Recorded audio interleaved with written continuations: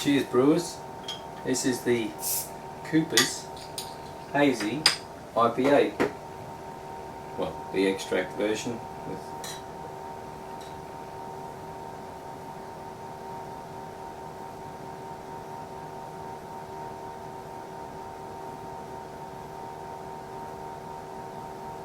it might be slightly overcarbonated, but it's been very hot where I live, and so that has really had an impact on the bottle conditioning.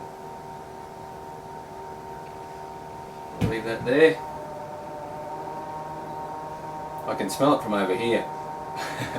So it's very hoppy. Yeah, that's really nice. There's a lot of apricot, a lot of plum, really a lot of stone fruits in here. But yeah, I get a lot of apricot and plum, which are two of my favourites.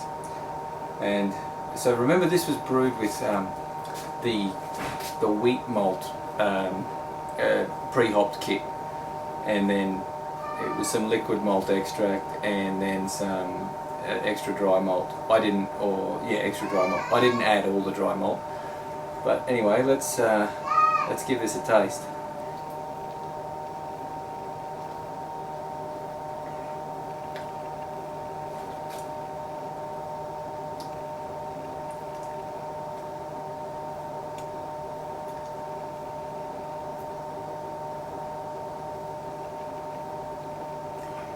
That's really good.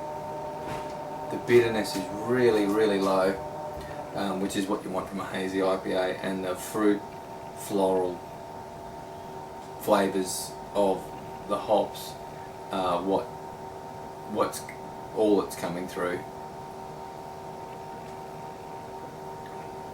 There is the tiniest hint of a malt backbone, tiniest, but in terms of the flavours you get, the flavours I get, there's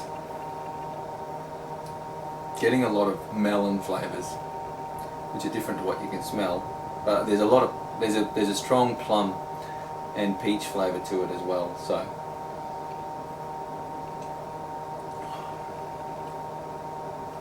yeah, so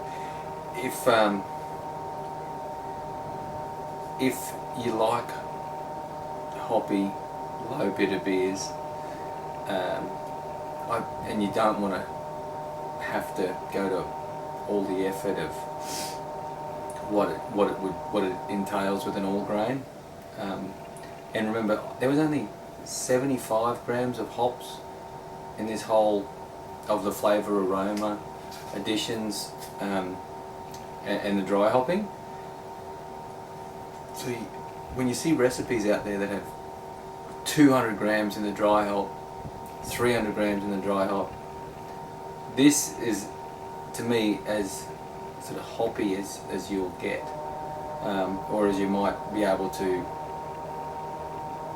define it. And it's been in the bottle in very high heat for a few weeks, at least probably 4 weeks now,